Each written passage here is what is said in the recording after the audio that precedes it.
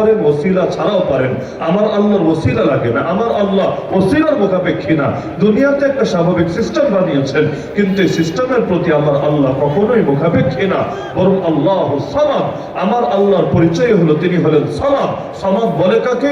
আরবিতে সামাদ শব্দের অর্থই হলো যিনি কখনো কারো উপর মুখাপেক্ষী হন না, আর সবাই সর্বদা যার উপর মুখাপেক্ষী থাকে। আরবিতে থেকে সামাদ বলে। সামাদ একজনই হতে পারেন, তিনি কে? আল্লাহ সামাদ। আল্লাহ একমাত্র সামাদ, দ্বিতীয় কেউ সামাদ হয় না।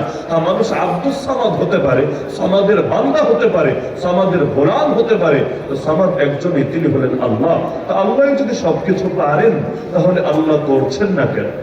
আল্লাহ যদি সবকিছু পারেন, আল্লাহ করছেন না কেন? এই এক প্রশ্নের জবাব যদি বুঝে ফেলেন, আমাদের করণীয় কি সেটাও বুঝে ফেলবেন, ইসলাম আমাদের থেকে চায় কি সেটাও বুঝে ফেলবেন, আল্লাহ রাব্বুল আলামিন দুনিয়াতে আমাদেরকে দায়িত্ব দিয়েছেন কি সেটাও বুঝে ফেলবেন।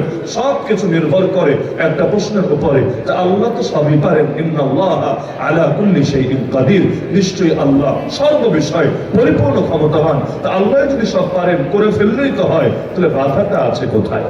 অতীত ইতিহাসের দিকে যদি তাকান, দেখবেন নবী মুসা আলাইহিস সালাতু ওয়াস সালাম, আপনাদের শাস্ত্রটা বলতে হবে, শুরুতেই তো বলবো, নবী মুসা আলাইহিস সালাতু ওয়াস সালাম যখন তার জাতিকে বললেন, চলো আল্লাহর নির্দেশে আমাদেরকে মসজিদ আকসা মুক্ত করার জন্য যেতে হবে, আমাদেরকে ফিলিস্তিন যুদ্ধে শরীক হতে হবে। ওই সময় বনি ইসরাইল বলেছিল, হে নবী মুসা, আমাদের কেন যাওয়া লাগবে? আমাদের যাওয়ার দরকারটা কি আছে? ইযহাব আনতা ওয়া রাব্বুকা ফাকাতিলা, আরে আপনি যান আর আপনার রব যান, আপনি আর আপনার রব। রব আর নবী মিলে যদি না পারেন, আমরা দুর্বল পাপী বান্দা, আমরা কি আর কি করব? সুতরাং আপনি আপনার রবকে নিয়ে যান, এরপর দুইজন মিলে যুদ্ধ চালান। ইন্না হাহুনা কাইদুন, আমরা এখানে বসে আছি, বসে বসে তামাশা দেখব। যদি বিজয়ী হতে পারেন, তাহলে সবার আগে আমরাই আপনাদেরকে অভিনন্দন জানাবো, আর যদি হেরে যান, এটা আপনাদের কপাল। আমরা যেহেতু শরীক হই নাই, এতে আমাদের আর কি দায় থাকবে? এই যে বেয়াদবি ওরা করেছিল জিহাদ ত্যাগের কারণে, নবী শানে গুস্তাখের কারণে, আল্লাহ রাব্বুল আলামিন 40 বছর পর্যন্ত ওদেরকে সেখানে এমন ভাবে আটকে ফেললেন, সামান্য একটা উপত্যকার ভেতরে 40টা বছর শুধু সেখানে ঘুরপাক খেয়েছে, বের হওয়ার কোন রাস্তাও খুঁজে পায় নাই। না চাকরি বাকরি, খাত খামারি, ব্যবসা কিছু করতে পারে নাই। আল্লাহ গায়বী রিজিক মান্না আর সাল্লা খাইয়ে ওদেরকে বাঁচিয়েছেন, না হলে সবগুলো সেখানে ধ্বংস হয়ে যেত। তো এই যে সেই জাতি, তারা এই চিন্তাটা করেছিল যে নবী আর নবীর রব থাকতে আমাদেরকে আর কোনো দরকার আছে? আমাদের কারো কারো ভেতরে এমন চেতনা কাজ করে, আল্লাহর কাজ আল্লাহই করবে, আমাদের আর কিসের দরকার আছে? এমন আরেকটা উদাহরণ দেই।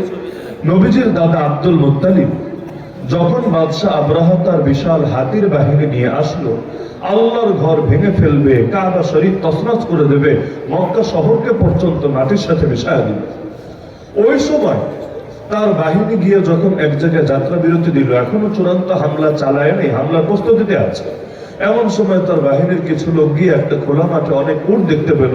তারা ভাবলো উটগুলো ধরে নিয়ে আসি, উটের গোশতগুলো খাওয়া যাবে, পিকনিক করা যাবে, একটা মজা করা যাবে। তার বাহিনীর লোকেরা গিয়ে উটগুলো ধরে নিয়ে আসলো। সেই উটগুলো মূলত ছিল নবীজির দাদা আব্দুল মুত্তালিবের।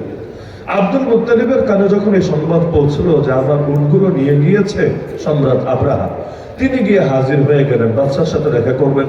দারোয়ানরা প্রথমে যেতে দিতে চাচ্ছে না, যে কেন যাবো তুমি বাদশার কাছে, বাদশার সাথে দেখা করা এটা জানা কোনো ব্যাপার না। সে পরিচয় দিল, আরে বেটা, তোর বাদশাহ যেমন বাদশাহ, আমিও এলাকার সর্দার, এই এলাকার নেতা। একজন নেতা আরেকজন নেতার কাছে যেতেই পারে, আলাপ আলোচনা থাকতেই পারে, এতটুকু অধিকার তো তার আছে। সুতরাং অনুমতি নিয়ে দেখ, তিনি যদি না করেন ভিন্ন কথা, তিনি যদি অনুমতি দেন, তোরা বাধা দিবি কেন? তো তারা অনুমতি নিয়ে আসলো। বাদশাহ আব্রাহা বললো, আইনে হাজির করো। বাদশাহ আব্রাহার কাছে গেল, গিয়ে সে বলল, আপনার বাহিনীরা এগুলো কি শুরু করেছে? আমার সবগুলো উট তারা লুট করে নিয়ে এসেছে, এখনই আপনার বাহিনীর লোকদেরকে বলেন আমার উটগুলো যাতে ফিরিয়ে দেয় আমার কাছে। বাদশাহ আব্রাহা হাসতে শুরু করলো। সে তাকে ধিক্কার দিয়ে বলল, আরে তোরে নেতা বানিয়েছে কে? তোকে সরকার বানিয়েছেটা কে? আমি এসেছি তোদের শহরকে তছনছ করে দিতে, আমি এসেছি তোদের গর্বের ধন ঐতিহ্যের প্রতি কাবা শরীফকেই মাটির সাথে মিশায় দিতে। তোর এগুলো নিয়ে কোনো টেনশন নাই, এগুলো নিয়ে চিন্তা নাই, এগুলো নিয়ে সুপারিশ নাই। তুই পড়ে আছিস তোর সামান্য কয়টা উট নিয়ে। আরে কাবাই যদি শেষ হয়, মক্কাই যদি শেষ হয়, তোর কয়টা উট থাকলেই কি আসবে যাবে, আর না থাকলেই কি আসবে যাবে? তোর তো দরকার ছিল আগে ওগুলোর ব্যাপারে কথা বলবি, ওগুলোর ব্যাপারে রিকোয়েস্ট করবি আমার কাছে। এবার বাদশা আব্রাহার সামনে আব্দুল মুত্তালিব আল্লাহ নবীর দাদা, তিনি বলে উঠলেন, আরে শোন, আনা রব্বুল ইবিল ওয়ালিল বাইত রব্বুন ইয়াহমি, আমি উটের মালিক, তাই উটের ব্যাপারে সুপারিশ করতে এসেছি। ভাবিস না এই কাবার কোনো মালিক নাই, ভাবিস না বাইতুল্লাহর কোনো মালিক নাই। আমার উটের উপর যখন আঘাত এসেছে, আমি যেমন বসে থাকি নাই, তোর কাছে এসে হাজির হয়ে গিয়েছি। আল্লাহর ঘরের দিকে একটু হাত বাড়িয়ে দেখ না, আল্লাহর ঘর ভাঙার একটু চেষ্টা করে দেখ না। আর এই কাবার একজন রব আছে, সেই রব থেমে থাকবেন না, সেই রব নিষ্ঠুর থাকবেন না। তুই যখন অগ্রসর হবি, সেই রব তোর নাম নিশানা জমিনের মধ্যে বাকি রাখবেন।